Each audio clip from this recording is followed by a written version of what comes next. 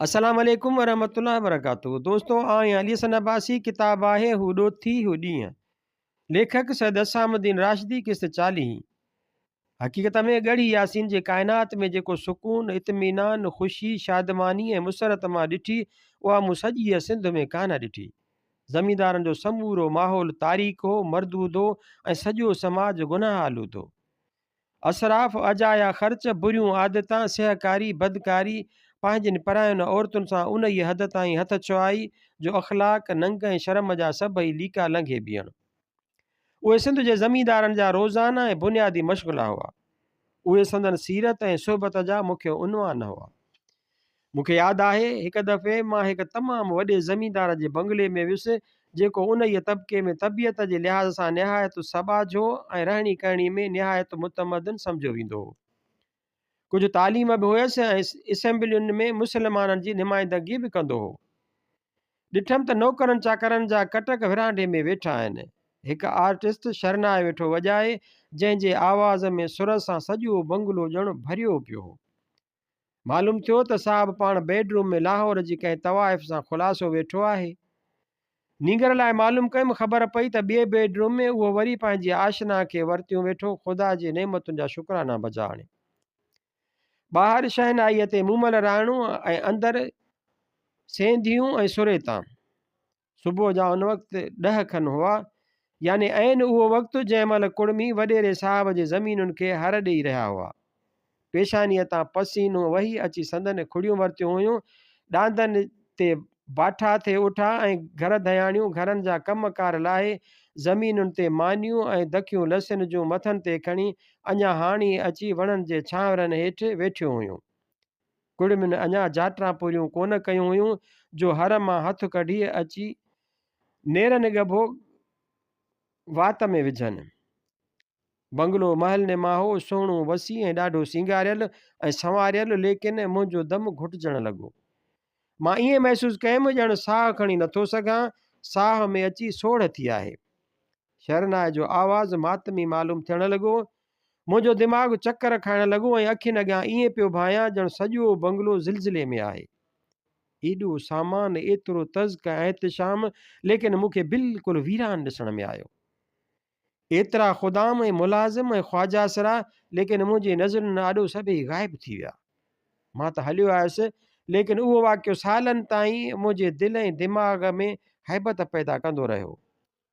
पीउ पुट जे साम्हूं, पुट पीउ जे आॾो, सेंधियुनि ऐं सुरेतुनि जे कच्छ में। सो बि ॾींहं ॾिठे जो जॾहिं सिजु सवा नेज़े ते ॾींहं जे 10 बजे दुहलनि दमामनि साज़नि ऐं शरनायुनि जे विच में खुलम खुला बिल्कुलु बरमला आम जे अॻियां ख़ुदा जो ख़ौफ़ त ठहियो, पर माण्हुनि जी लॼ ऐं ख़ल्क़ जो लिहाज़ बि कोन। अहिड़ो नाहक, एॾो अंधेर। अलमान वल हफ़ीज़। तुंहिंजी माउ खे चुप, तुंहिंजी भेण खे चुप, अड़े तुंहिंजी जोइ खे चुप, हलां मोटी तुंहिंजी सॼी ॿार ज़ब्त कंदुसि चुप। तूं दिलि जाइ कर।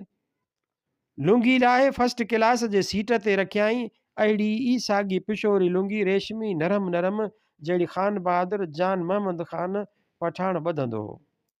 वार शरई, विच ते सींध, मुठ जेॾी सुहारी, जंहिं ते रावलपिंडीअ वारी वसमा मेहंदी अञा अॼु जी लॻियल ऐं चंबेलीअ जे तेल जो मंझसि चमको ऐं हुगाव, कदावर मतारो शींहं जहिड़ो मुड़ुसु, नाले जे अॻियां पोयां ख़ान जी जुज़ ॻंढियल। शाह साहब जोड़ायो। फौरन मूंखां मुंहुं फेराए, तुंहिंजी नंढड़ीअ खे कंध हेठि चुप। जा पुट रख ख़ुदा ते, माठ जहिड़ी भित, लान ॻोठ चुप। ॿाहूं ईअं ॿधल जीअं क़याम में निमाज़ी ॿधनि। छड़ो मांखे मोटण ॾे, ख़ामोशी। शाह साहब जोड़ायो। वरी मूं तां तवजो हटाए, अड़े सुअर जा तुख़म चुप। अड़े कुझु ई छो नथो, जी साईं। जी साईं जा पुट, मांखे ॻोठ हलण ॾे, चुप। तुंहिंजो ॼुण बचो थो ॿधरायां, चुप। तो सम्झो छा आहे, माउ जा माठ। खुथल ऐं मेरो पटको मथे सां, कमीस अलबत खार जी धोतल, जंहिंखे सोटीअ सां दाॿड़ीअ ते रखी काल जोणस धोतो। गुलीअ जी रेख बि ॾिनल, पर हिक करी न, किथे तमामु घणी, किथे थोरी ऐं किथे त असुल कान। हेठि ते पोतड़ो पर अणधोतल, जुती मोचिकी लेकिन अधोराणी ऐं सॼी मिटीअ में भरियल, गाॾी जे कुंड में उभो बीठल जीअं कोर्ट में मुजरिम, ॿई हथ ईअं दुन ते ॿधल जीअं ख़ुदा जे नेक बाना नमाज़ जे क़याम में पंहिंजे ख़ालिक अॻियां ॿधी बीहंदा आहिनि। कंध हेठि जीअं बेगुनाह फाथल पुलिस थाणे ते ख़ौफ़ ऐं हिरास खां सूबेदार साहिब जे अॻियां झुकियल हूंदा आहिनि। तोखे ॾिसी वठंदुसि, चुप, छड़ो मोटी पहचान ॾे, चुप। शाह साहिब काॾे था वञो, तुंहिंजी ॾे, या अल्लाह। सवाल जे पुछड़ीअ में अहिड़ीअ तरह गार ॻंढे छॾियईं जो मुंहिंजे मुंहं जो पन्नू लही वियो। मां ख़्यालु कयो त शायदि मां बि आवाज़ में अची वियुसि। पोइ ॾिठमि त सवाल मूंखां ते कयाई, पर संदसि अखियूं गाॾीअ जे कुंड में उभे बीठल माण्हूअ ते ईअं खुतल हुयूं जीअं बघड़ जूं बकरीअ ते। रखला ते तुंहिंजी, चुप, तुंहिंजी सॼी आक आहे, चुप, तुंहिंजूं नंढियूं वॾियूं, चुप, मुंहुं फिको जहिड़ो हैड, चपनि ते कलर, अखियुनि में पाणी तरी आयल जंहिंखे तमामु वॾे जोध सां ॿाहिरि निकिरण खां रोके रहियो हो। मथां कतरा किरी फर्श ते पवनि, वॾनि माण्हुनि जा ख़्याल आहिनि उन्हीअ खां बि ज़्यादा कावड़ न चढ़ी वञे। इहो ड्रामो जेकब ताईं ॿुधंदो वियुसि। वाट ते हिकु स्टेशन आई जंहिंजे हिकु तरफ़ ज़मींदारनि जा ॻाढ़ा पकसरा महल ऐं माड़ियूं अहिड़ीअ तरह घाट ऊचा ऐं कर कढियो बीठा आहिनि ॼणो खुदाईअ में कंहिंखे पंहिंजो शानी शरीक कोन था सम्झनि। कंहिं ते बि संदन अखि कान थी ॿुॾे।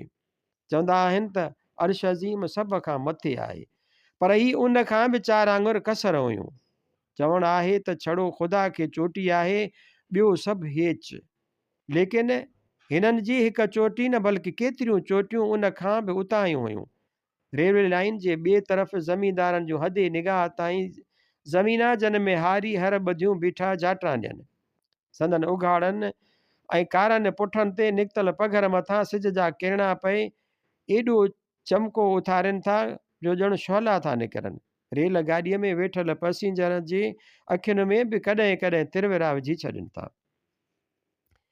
सिंध जे केतिरनि ज़मींदारनि में उहो दस्तूर हो जो हू पघारदार नौकर कोन रखंदा हुआ। घर जो सॼो कमु कुड़मियुनि जूं ज़ालूं वारे ते अची करे वञनि ऐं ॿाहिरि जो समूरो कमु धंधो कुड़मियुनि खां वठनि।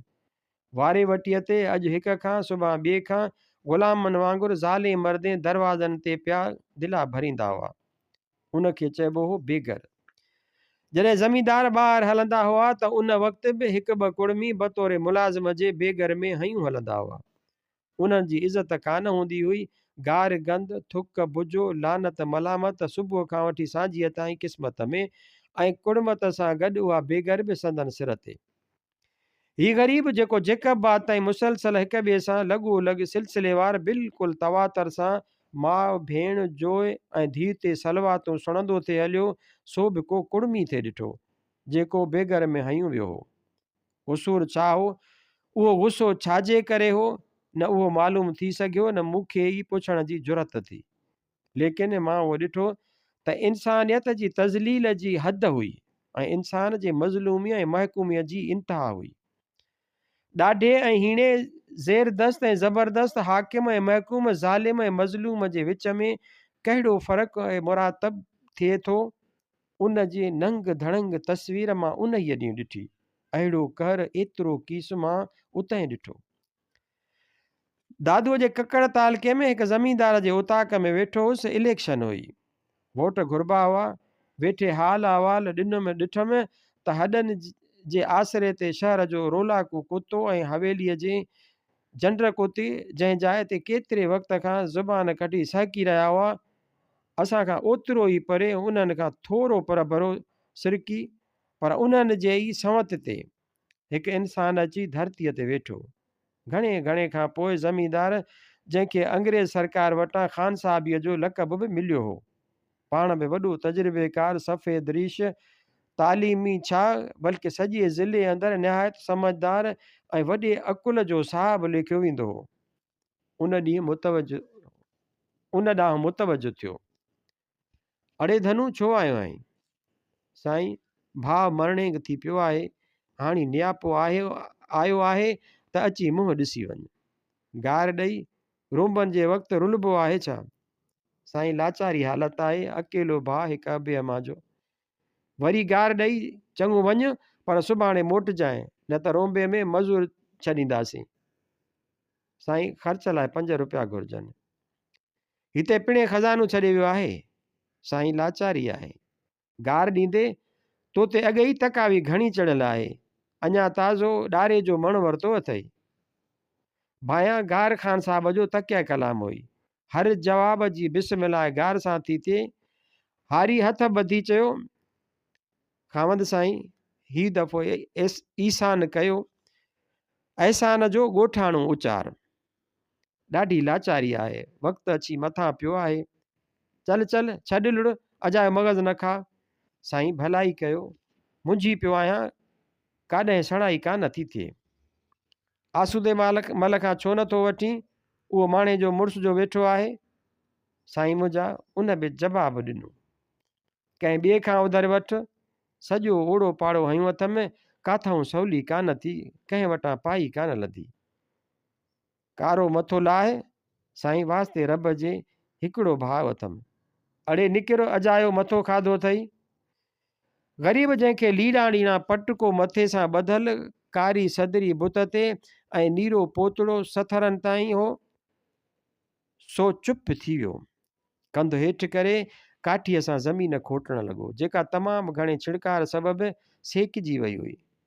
कुड़मीअ जो कमु ई ज़मीन खोटणो हो, सुकल हुजे चाहे सेकियल। घणे घणे खां पोइ कंधु मथे करे हिन ज़ुबान खोलण जी कोशिशि कई।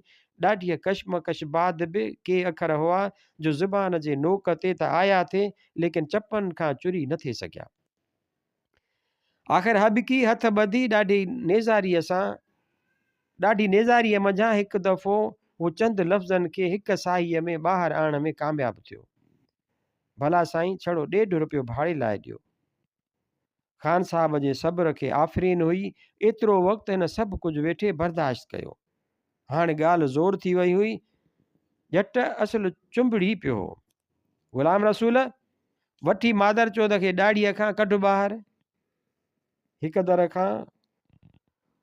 हिकु दर खां खूमचा मानियुनि जा 2-3 माण्हू मथनि ते खणी अंदरि आया। ॿिए दर खां ग़ुलाम रसूल ॼट खे ॿांह खां वठी ॿाहिरि कयो। जॾहिं ग़ुलाम रसूल ॿांह मां हथु कढियुसि, तॾहिं हुन थधो साहु भरियो ऐं चयाईं, ए कादिर, मिड़इ तुंहिंजा खेॾ आहिनि।